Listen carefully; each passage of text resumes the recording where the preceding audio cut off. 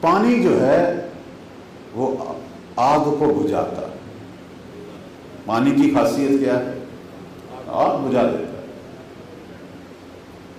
اور ایمان گناہوں سے بھڑکی ہوئی آگ کو بجھاتا ہے.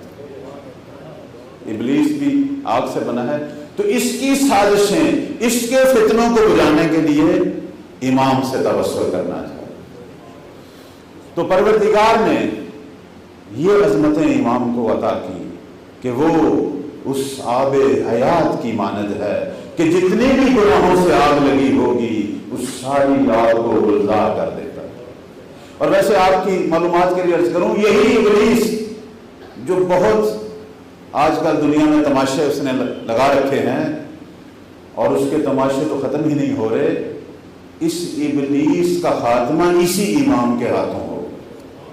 یہ قرآن کی آیات ہے. ابلیس نے تو پروردگار سے جو وقت مانگا تھا وہ یوم یبعثون، قیامت تک کا مانگا تھا، لیکن میرے پروردگار نے کہا تھا وقت معلوم.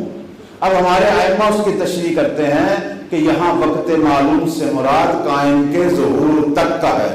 ابلیس کو اللہ نے ظہور قائم تک مہلت دی، چونکہ جب وہ تشریف لائیں گے پوری دنیا سے ظالموں کا خاتمہ کریں گے، اور جو ظالموں کا دادا ابلیس ہے اس کو بھی پیشانی سے کھینچیں گے اور اس کا سر بھی قلم کریں گے.